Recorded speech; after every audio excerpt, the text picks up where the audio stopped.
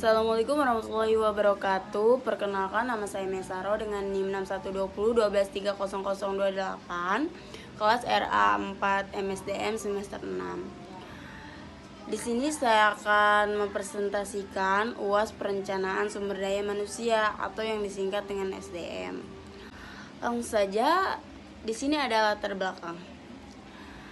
Di era bisnis modern yang dinamis, sumber daya manusia bukan lagi sekadar faktor produksi, melainkan aset strategis atau human capital. Salah satu tantangan terbesar organisasi adalah mempertahankan bisnis, mempertahankan talenta terbaik atau retraining top talents, dan memastikan ketersediaan pemimpin masa depan tersebut.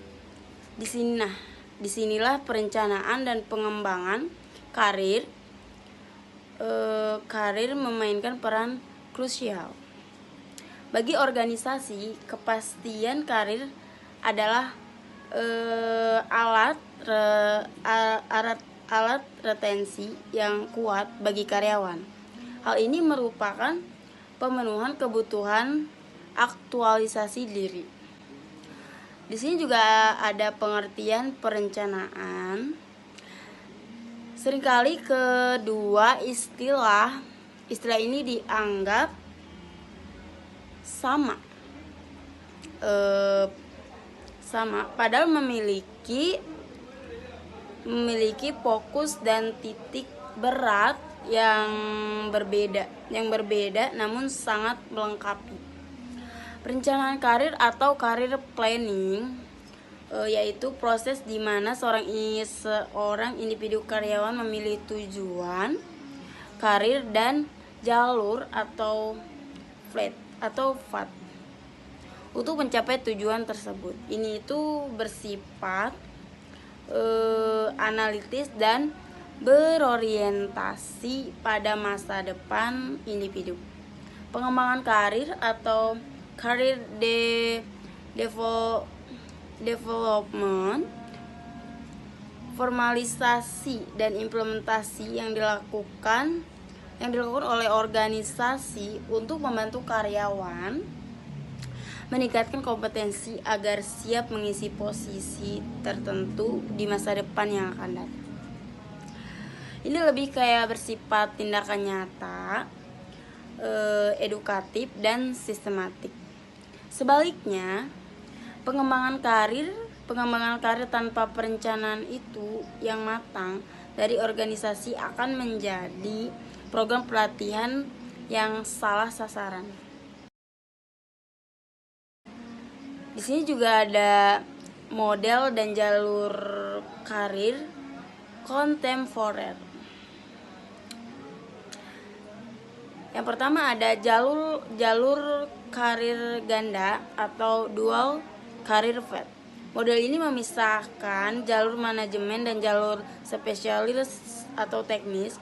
Model ini sangat cocok untuk industri teknologi, medis atau riset, di mana seorang ahli tidak dipaksa menjadi manajer untuk naik jabatan. Yang kedua itu karir proten atau karir boundaryless.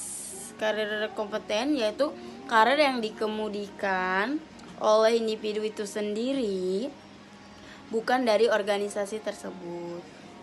Nilai utamanya ialah kebebasan dan pertumbuhan personal.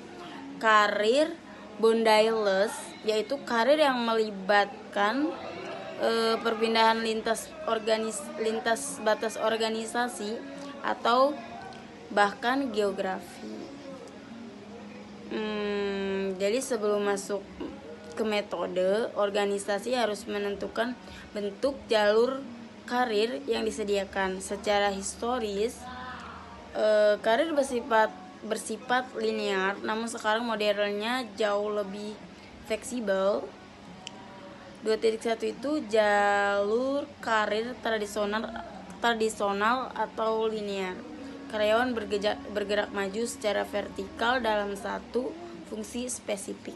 perencanaan karir yang efektif dimulai dari kesadaran individu tersebut dengan fasilitasi dari divisi SDM. Berikut adalah metode utama yang digunakan. Yang pertama ada penilaian diri atau self assessment, yaitu metode awal di mana karyawan memetakan minat, nilai-nilai hidup, dan kompetensi mereka. Alat bantu yang biasa digunakan meliputi kayak analisis SWOT, tes kepribadian profesional.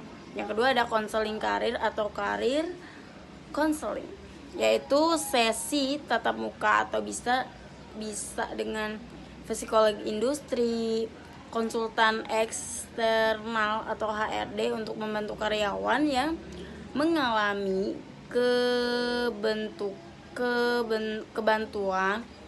kebuntuan karir atau bingung menentukan arah masa depannya sendiri.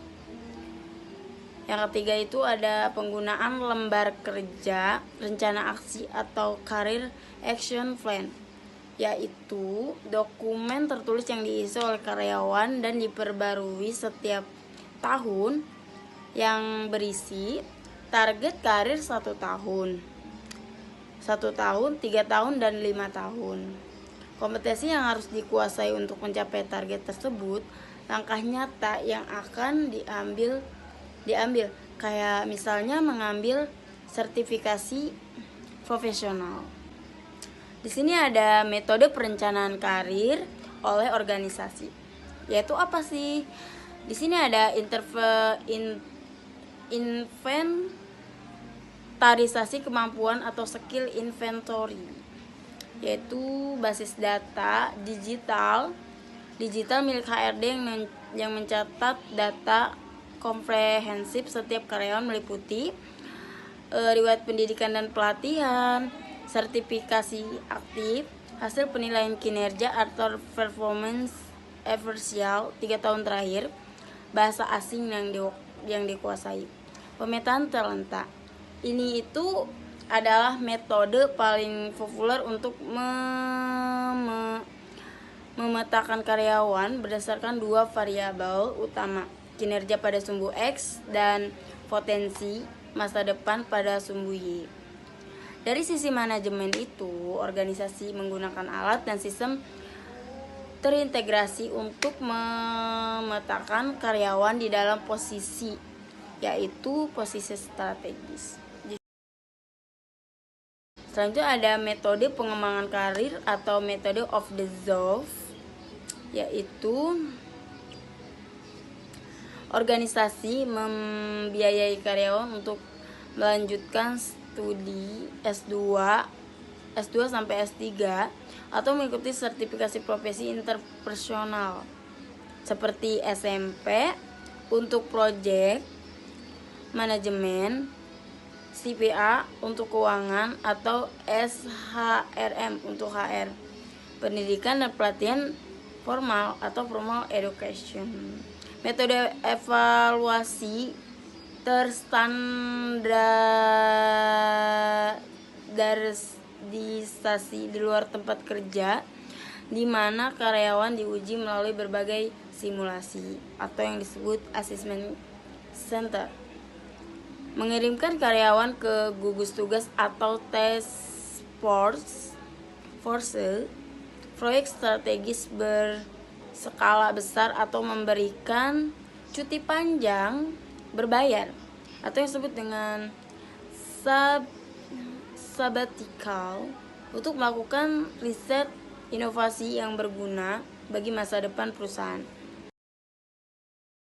Ini ada metode pengembangan karir atau metode on the job. Yang pertama ada rotasi pekerjaan atau yang disingkat dengan job rotation, yaitu perpindahan karyawan antar bagian atau fusi secara horizontal dalam jangka waktu tertentu. Tujuannya menghilangkan kejenuhan, memperluas wawasan bisnis atau helikopter view, dan membentuk generalis yang siap memimpin multi per divisi tersebut. Yang kedua itu pengayaan pekerjaan atau job enhancement, yaitu menambahkan tanggung jawab yang lebih tinggi, otonomi, dan kendali atas pekerjaan karyawan saat ini, atau ekspansi vertikal. Tujuannya itu apa sih? Menguji kesiapan mental dan memanajerial karyawan sebelum benar-benar dipromosikannya ke jenjang di atasnya atau lebih tinggi. Yang ketiga ada mentoring dan coaching. Coaching yaitu berorientasi pada tugas jangka pendek, biasanya kayak dilakukan oleh atasan langsung untuk memperbaiki performa kerja teknis saat ini. Mentoring itu apa?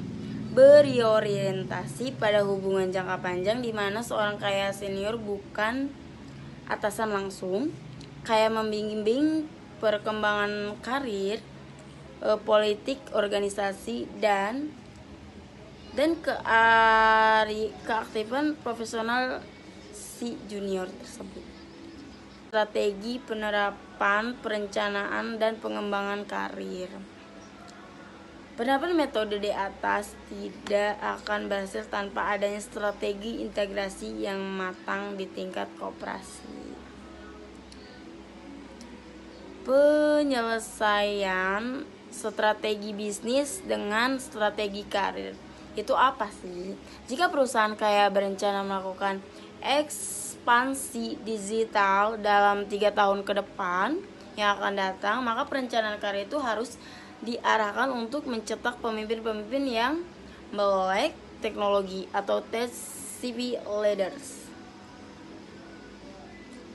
Di sini juga ada succession planning atau perencanaan suksesi yang transparan, yang benar-benar transparan ya. Sistem identifikasi sistematis untuk memastikan posisi-posisi kunci. C. Level dan manajerial utama memiliki calon pengganti atau ready now atau ready in 1 year. Terima kasih, mungkin hanya itu yang dapat saya sampaikan. Kurang dan lebihnya mohon maaf. Wassalamualaikum warahmatullahi wabarakatuh. Dadah.